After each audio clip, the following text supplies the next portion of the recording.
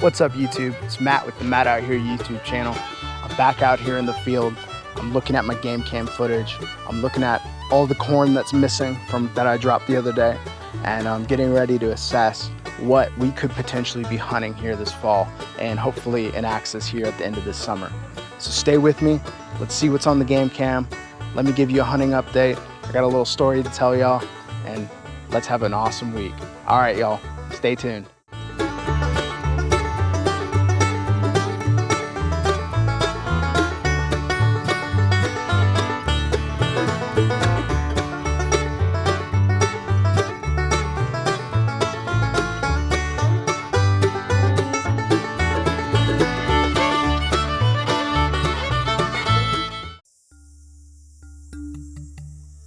This is the field that I'm going to be hunting this fall, and maybe even this summer, depending on what my game camera shows me is out here. And this field brings in a lot of different animals, primarily white-tailed deer and occasionally some axis deer.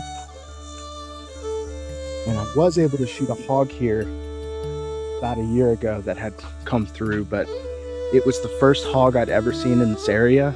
And it's the last time I've ever seen a hog.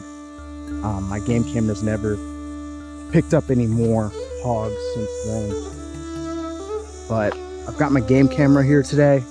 It's an old Bushnell game camera, and I'm gonna be setting it up back here at this entry point. There's two spots really that deer come into this property at, and it's this back corner here, and they'll enter, and then they come over to my deer blind. And so that's typically where I'll put my bait and all my attractant at, is about 50 to 100 yards away from my deer blind. And then the second entry point that the deer come in at is down there. There's a fence, and there's probably about 20 acres of just cedar forest back there. So the deer like to bed down in there and rest. And there's water sources nearby. There's a lot of creeks and such. So this is a really prime location to get a lot of foot traffic from animals. And it's been an excellent hunting spot for me. I've harvested many deer in this area, and I plan on harvesting many more. And I'm going to try to find a spot to put my game camera at. And you can tell where this fence is kind of beat down. Animals are jumping this fence frequently and crossing over into this property. As you can tell right here, that's a hoof of a deer that got caught in the fence and must have died out here. There's also bones here on the ground right there. And you can tell, you can see the way the dirt's kicked up and all the sand. Also, some of the branches have scrapes on them. But this is a really high traffic area for deer, whitetail and axis. And when I shot the hog that I shot, it had entered in from this back corner. These are all deer trails in here. And this is one of the openings where the deer come through. What's also really neat is out here, we can find a lot of insulators from the old telephone poles that were out here. And so I'm just talking with y'all here right now, and I'm seeing pieces of glass here, like this one right there. That's a piece of an old insulator. So really neat. And I'm seeing another one over here. And the really cool ones are the ones that are blue or greenish. But here's the lip of a white one. And then over here you could see kind of a green one, greenish blue. So always pretty cool. As a kid, I would come out here and I would look for railroad ties, and I would find lots of the green insulators. So I think the property's been pretty much picked through, and we found most of what we can, but never say never. Every time I come out here, I tend to find something I didn't find before. So there's buried treasures everywhere.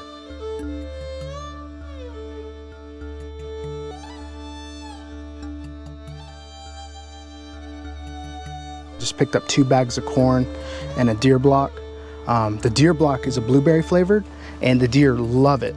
So it really is pungent, and deer can smell it for a pretty long range. And I've had a lot of success hunting with that deer block. And deer corn, there's 2 types really of deer corn you can buy. I usually just buy plain regular deer corn, but you can also buy apple scented deer corn, which the deer are able to smell, and it really helps draw in more deer. But as more deer come to your hunting area and they know that corn's gonna be there, I think you're pretty well off switching from apple scented corn to regular corn. It's a little more expensive to buy the apple scented corn.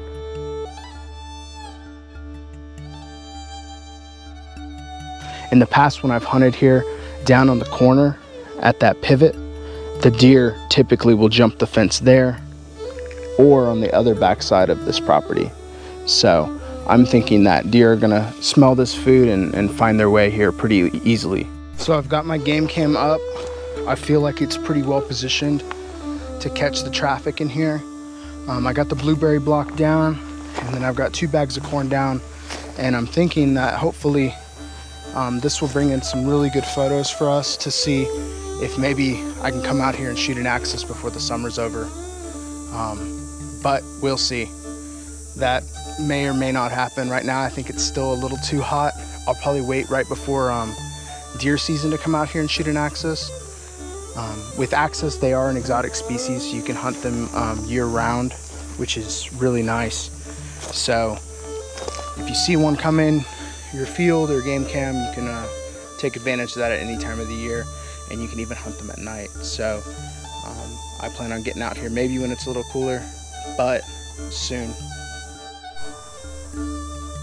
So I've got my other camera positioned over in that back corner, so as things jump the fence and come into the property, it will catch them come in and either come down here to come this way and get the food, or they're gonna come down this trail here and head towards my game cam, and then that way we'll be able to catch them on camera.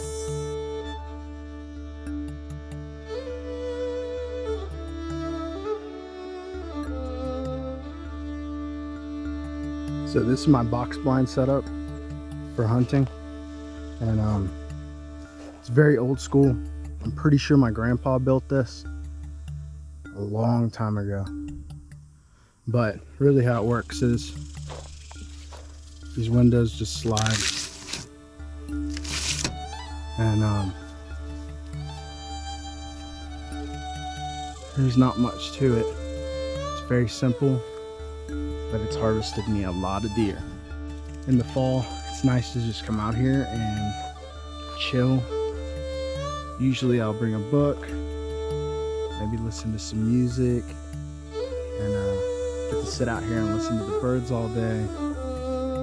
Most of the time you're just sitting in the deer blind, and a lot of deer come by, and it's neat to just sit and watch them and see how they interact with each other. Some of them like to fight and bicker a little bit, and that's always fun to watch. And it's neat. These deer actually have unique personalities that they don't always show us when you're just driving through a neighborhood or seeing them quickly on TV. When the deer don't know they're being watched, it's neat to watch their mannerisms and how they interact with each other. You can see the way this grass is curved here, that this is definitely a trail for deer, which is right next to the blind here. So this should have some really good activity close to the game cam, and the deer should be able to find the food that I put out pretty easily. Really neat about this property was that it actually was home to a railroad long before my family moved out here. In the early 1900s, a railroad actually ran through this entire berm here. And down the road, there's actually a train station. And this railroad ran all the way from San Antonio and came through Boerne and it was the San Antonio Aransas Pass Railway.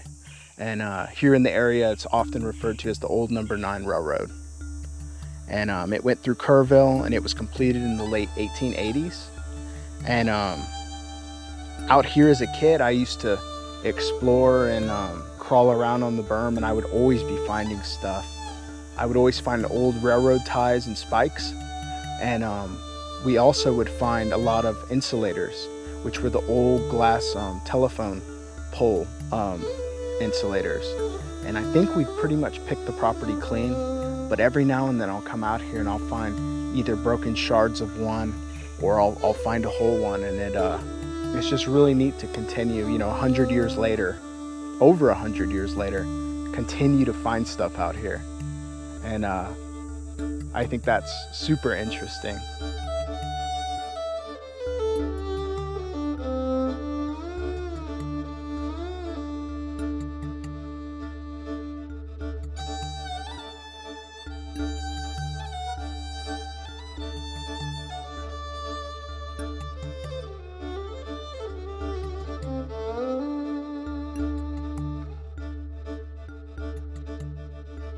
A lot of people don't hunt in my family anymore, and that really gives me a great opportunity to come out here and do hunting, not just for myself, but for the members of my family. And I know they enjoy it. So not only am I always out here filling my freezer, but I'm finding new dishes to create. That way I can share them with my grandparents, or my sister, or my parents, and it just makes it a lot more fun. All right, y'all, I hope you've enjoyed this video. Next, I'm gonna show y'all some pictures of some of the animals that have come through the ranch, and potentially some of the animals I might be hunting at the end of the summer. Stay tuned.